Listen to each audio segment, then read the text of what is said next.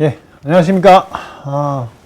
이번 시간에는 지금 한국에서 열심히 활동하고 계시는 우리 탈북자 단체들에 대한 어떤 평가와 어떤 그 단점, 이런 부분에 대해서 좀 얘기를 해보려고 합니다. 물론 그분들이 저를 많이 안 좋아하시는 거 제가 알고 있습니다. 근데 이왕 제가 욕먹는 김에 그분들한테 좀 도움이 될지 모를까 싶어가지고 제가 그분들이 뭘 잘못하고 있는지, 그리고 앞으로 우리 탈북자 단체들이 어떻게 활동을 해야 되는지, 이런 부분에 대해서 한번 얘기를 해보려고 합니다.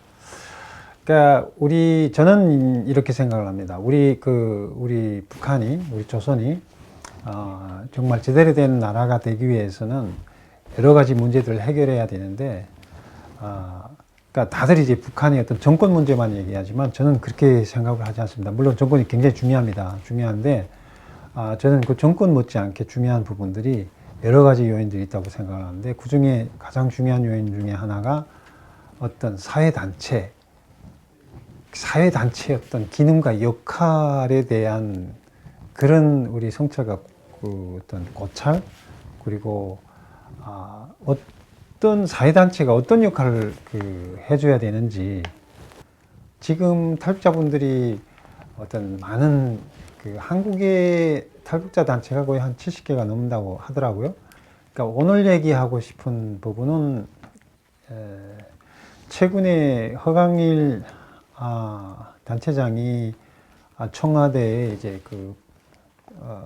경찰 측의 표현에 따르면 폭력 시위를 하다가 이제 구속 수사를 받게 되는 이런 상황이 됐고, 그리고 최근에 이제 탈북자 모자가 42살 먹은 여성분과 6살 먹은 아이가 이제 그러니까 자살이라고 추정되는 그런 사건이 있지 않았습니까? 이런 부분에 대해서 이제 탈북자 단체들이 반응, 이런 걸 제가 한번 좀 평가를 해보려고 하는데요. 저는 먼저 이제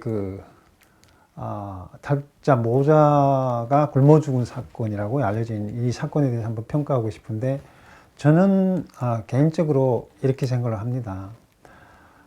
지금 탈북자 단체들은 이게 문재인 정권이 잘못이다, 탈북자들이 이렇게 과시했기 때문에 이렇게 굶어 죽었다, 이렇게 말씀을 하시는데요. 제가 좀 이렇게 웃음이 나오는데요. 그러니까 저는 그렇게 보지 않습니다. 그러니까 탈북자 모자가 굶어 죽은 그 사건은 굉장히 비극적이고 슬픈 일입니다. 그러나 그것이 정부가 탈북자를 탄압해서 이런 사건이 생겼다고 저는 생각하지 않습니다.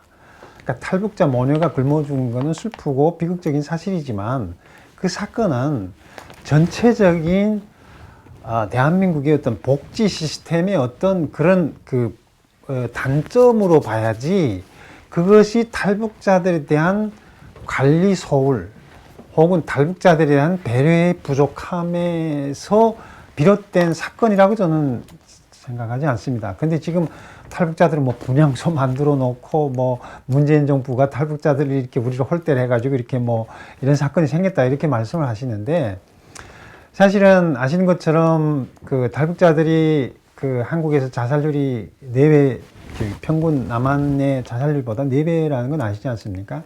그럼 예를 들어서 이제 문재인 정권이 아니더라도 이명박 정권 때나 박근혜 정권 때 자살해 죽은 사람들은 그럼 박근혜 정권 탓입니까? 아니면 이명박 정권 탓입니까? 저는 그렇게 생각하지 않습니다. 그렇게 접근하는 것 자체가 저는 잘못된 접근이라고 생각을 하고요.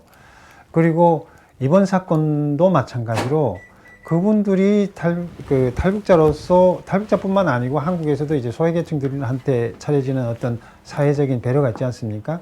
근데 그런 혜택을 동사무소나 복지기관에서 적절하게 그분들에 대해서 잘 어떤 제어를 하지 못했기 때문에 일어난 어떤 비극적인 사건이라고 생각하지, 탈북자들에 대한 소홀, 그러니까 탈북자들에 대한 어떤 무관심, 이런 것 때문에 일어난 사건이라고 생각하지 않습니다. 근데 탈북자 단체장들이나 탈북자 어떤 대표라고 하는 분들은 이 사건을 굉장히 이슈화 시켜가지고, 이것이 마치도 문재인 정권이 탈북자들을 잘 보살펴주지 않기 때문에 이렇게 한다, 그러면 분향소 차려놓고 여러 가지 액션들 많이 취하고 계시던데, 저는 그것이 좀 나를 특별하게 대해달라는 보상 심리의 일환이 아닐까 이렇게 생각을 합니다.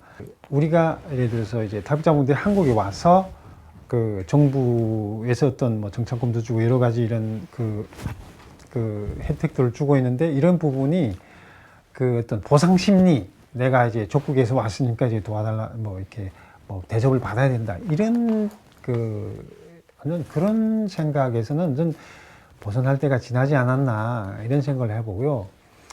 그 이번에 허강일 대표 사건도 그렇습니다. 청와대에 이제 그 시를 하려고 갔는데 이제 폭력이 지나쳐가지고 경찰이 이제 구속을 당해서 지금 구속사를 받고 있지 않습니까?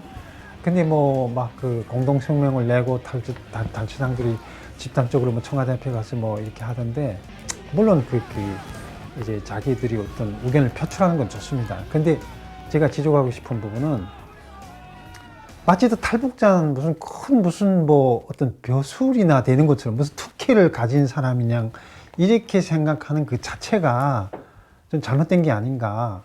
왜냐면 그 에라 씨가 이런 얘기를 하더라고요. 뭐 강주에서 그 폭력 행위한 거는 무슨 뭐 유공자 취급을 받는데 우리가 우리 의견을 청와대 가서 얘기를 하려고 하는데 왜 구속시키냐 이런 얘기를 하시던데요. 참 어처구니가 없는 게 물론 자기 의사표현을 민주주의 사회에서 할 수는 있지만 법의 테두리 안에서 해야 되지 않겠습니까? 그리고 지금 시대에서 청와대에 가서 이렇게 폭력으로서 어떤 자기 의사표현을 하려고 할 때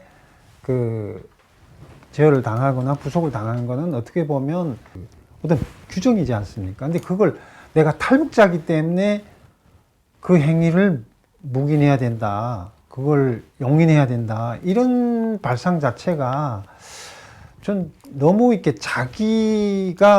우리가 법치주의가 뭡니까? 법으로 모든 걸 하려고 하죠. 그럼 탈북자는 그렇게 해도 되고, 그럼 그 사람들이 표현되면 다른 사람들이 그렇게 했으면 가만히 있었을까요? 그건 틀림없이 똑같은 제재를 받고, 똑같은 법적인 어떤 제재를 받았을 거예요. 근데 탈북자들에 대한 탄압이다.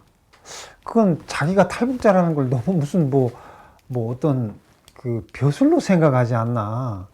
그리고 사실 우리는 좀 한국 사람들이 봤을 때는요, 그렇게 우리가 이렇게 액션을 취하면 좀 굉장히 비웃음 거리예요, 사실은.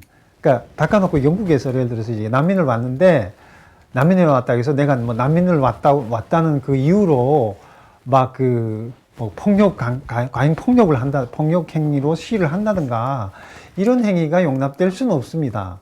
어느 나라나 마찬가지인데, 그러니까 그만큼 탈북자 단체를 운영하시는 분들이 그분들은 허강일 씨도 20년 지났죠. 저는 거의 한 30년 되는 걸로 알고 있습니다만은 아직 30년째 됐는데 탈북자라는 걸 마치도 무슨 벼슬처럼 행세를 하는 이런 생각이 아직도 있지 않은가. 저는 그런 생각을 가지는 것이 남한 국민들한테 울부 탈북자들에 대한 어떤 오해, 야 쟤들 봐라, 쟤들은 도저히 안 되겠다. 더 나아가서 야 북한 애들 다 쟤들 같지 않을까? 쟤들하고 왜 우리가 통일을 해야 되지? 이런 어른에 대한 통일에 대한 부정적, 북한 주민들에 대한 부정, 이렇게 나는 여겨질 수 있을 것 같아서 너무 안타깝고요.